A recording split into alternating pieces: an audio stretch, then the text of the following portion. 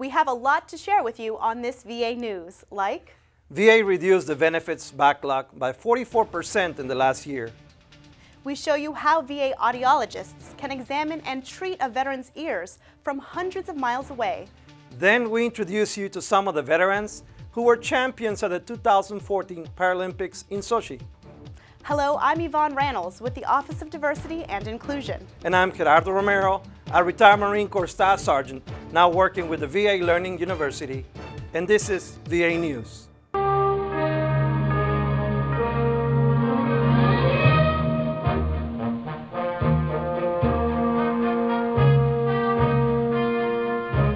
It's been just over a year since VA's backlog of pending disability compensation claims peaked at over 611,000.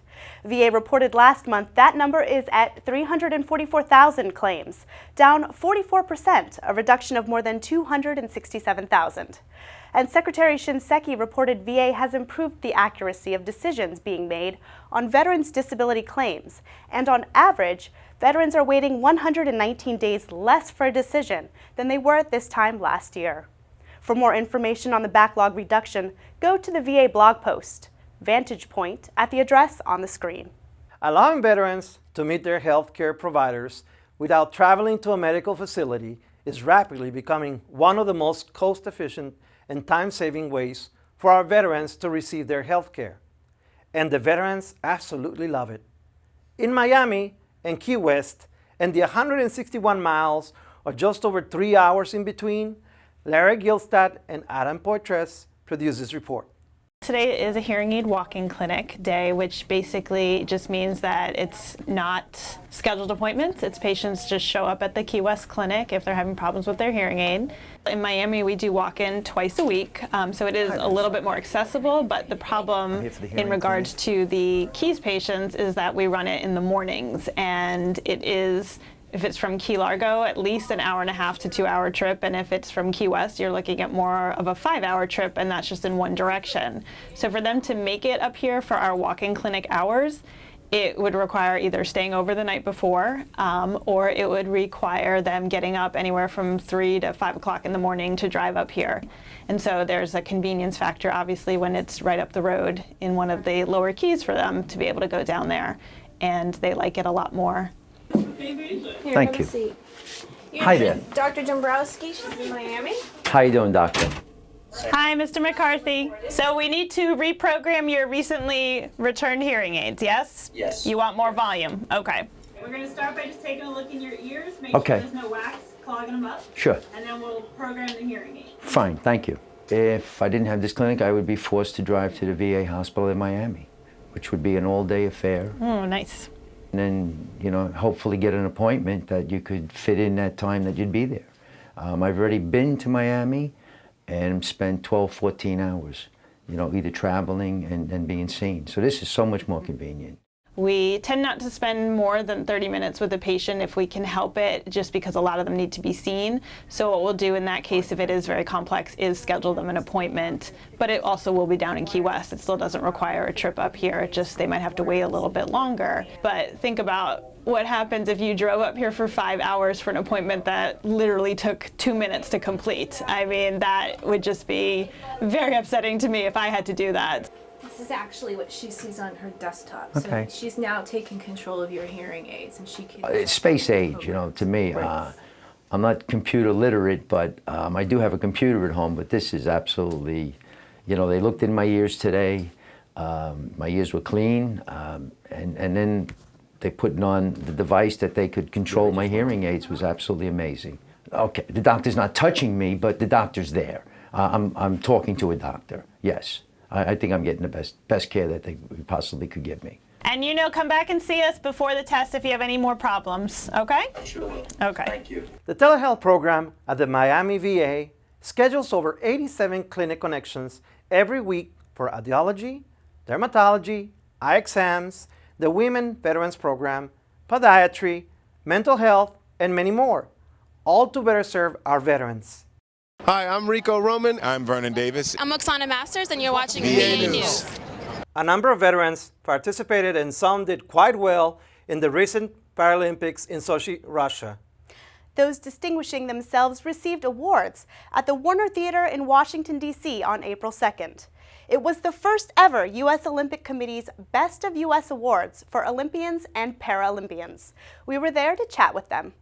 This event on a whole is just so much fun because it's really that relaxed format where you can come, you can enjoy yourself, you can celebrate, and not only are there Olympians, there's Paralympians, there's just so much in this event that's so special. I couldn't ask for better games. It was my 4th Paralympics, my first winner, and it was absolutely breathtaking, from the opening ceremonies to the venues to the volunteers and then to the competition. It was an experience of a lifetime. People that, are there because they were serving their country, it's an honor to be an Olympian and represent them, but people who are serving and protecting and doing those things for us is, it's pretty undescribable. It really takes it to another level.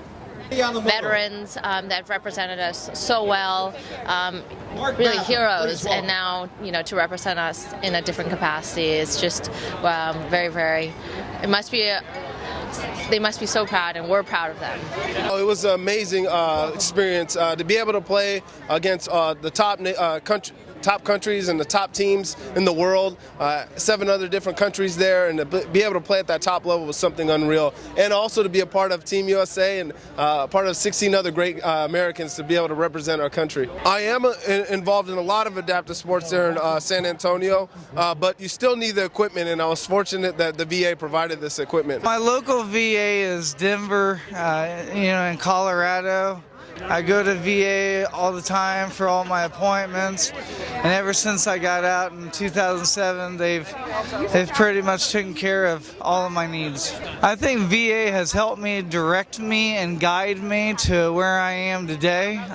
Programs like Operation Rebound, Challenge Athletes Foundation that the VA helps. They put me from 15 medications down to 3. So I'm living proof that sports is a great way of rehabilitation. If you're a vet, or even if you're not a vet, get out there and do something that makes you happy. It could be anything, but I, personally, mine is sports, and that's why I'm here. And sports is a great outlet, so just get out there and do something that makes you happy. All the athletes visited with the President and the First Lady at the White House. A few of the veterans in the Paralympics were in Snowmass, Colorado last week for the 31st National Veterans Winter Sports Clinic. We'll have more on that in the next show. Last month, on VA's 25th anniversary as a cabinet-level agency, Secretary Shinseki celebrated with employees at VA Central Office and spoke to the important role of caring for our nation's veterans. Thanks to those who worked hard to get veterans that seat at the table. And thanks to them, veterans are no longer forgotten in our deliberations over national affairs. They now can have their say, not just on their own behalf, but on behalf of those who came before them and all those who will come after that, maybe even for the next 150 years. Better advocacy, better oversight, more support, and more and better care and benefits. That's what a seat at the table has meant for veterans, who now have the opportunity to live a better life in a country they defended. Thank you for all you do each and every day to accomplish our sacred, and I mean that, our sacred mission, keeping the promises of presidents and meeting the obligations of the American people. That's what we do here at VA. I'm very proud to serve with all of you, but all of you here in this location and all of you out there in our distant locations. Short and long-term employees participated in the celebration. Several employees attending were working at VA when President Reagan signed the bill transforming the Veterans Administration into the Department of Veterans Affairs on March 25, 1989.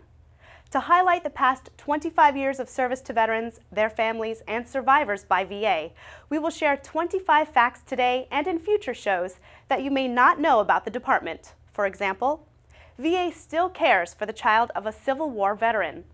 About half of the 22 million veterans in this country are registered, enrolled, or use at least one VA benefit or service. And in the 25 years VA has been a cabinet agency, its budget has more than tripled. James McEachin had a starring role on TV 4 decades ago. He has acted in more than 40 movies, including with John Wayne, Clint Eastwood, and that's not what he wants to be remembered for. The Korean War veteran prefers to be thought of as a man who served when called and as an advocate for other veterans. He wears his Purple Heart proudly. McEachin is the latest subject of our series on veterans who are still serving long after their service is over. Here's a look. There was a patrol the night before, and they had captured one of our GIs, and they stripped his body upside down and pinned him upside down against the hill.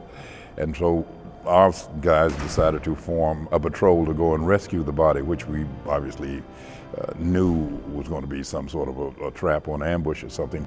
This patrol was led by a Lieutenant Henry A. Schenck, whom I really didn't know. But you got to remember, at that particular time in the Army, the whites didn't fraternize with the blacks, etc.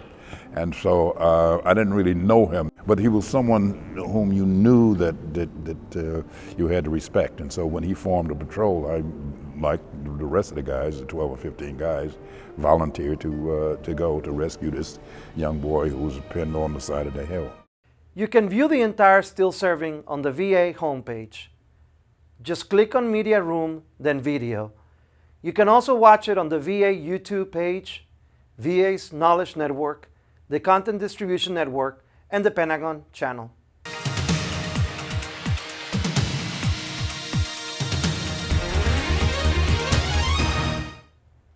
In the last VA news, we had extensive coverage of the Medal of Honor ceremonies of 24 recipients of the Distinguished Cross pass over for the top award due to their racial or ethnic backgrounds.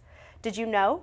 One of the heroes lives on in the memory of those who knew him because an uncle he never knew is his namesake. The first, Leonard Kravitz, was a Korean War hero whose citation for the Medal of Honor will chill you and make you shudder. The current-day Lenny Kravitz is the New York-born rocker known for his music and his acting, particularly his recurring role in the Hunger Games movies. The current Lenny Kravitz only remembers growing up listening to others, but it does not diminish the pride he has in the name. Here is a report provided to us by Army News. Grammy Award winner Lenny Kravitz was named after his uncle, Leonard M. Kravitz, a private first class in the Army and of Jewish descent who gave the ultimate sacrifice while defending his unit's position during the Korean War. The first visual that I can remember about my Uncle Leonard was a painting over my grandmother's television in her apartment in Brooklyn. PFC Kravitz received the Distinguished Service Cross in 1951 when his unit was overrun by enemy forces in Yangpyeong, Korea. PFC Kravitz voluntarily manned a machine gun position, forcing the enemy to direct its efforts toward himself, helping his comrades safely retreat, but at the cost of his own life. Cy Kravitz, which is Lenny's father, says Lenny would have liked his uncle. He always told me that I would have liked Leonard because he was a little softer than he was. You didn't have to go push-ups? Oh, I had the whole thing, man. I was addressed like a private for many years. And for many years, the Distinguished Service Cross was the highest award PFC Kravitz received until now. Congress mandated a review of records for all soldiers of that era to ensure veterans weren't overlooked due to prejudice or discrimination. In result, the Distinguished Service Cross of 24 Army veterans, including PFC Kravitz, have been upgraded to the Medal of Honor. Lori Wenger, accepting on behalf of her uncle, Private First Class Leonard. It's part of who I am, you know. I am Leonard Kravitz, and I'm very proud to be named after him and, you know, carry his name forward. And, you know, he's part of me. You know?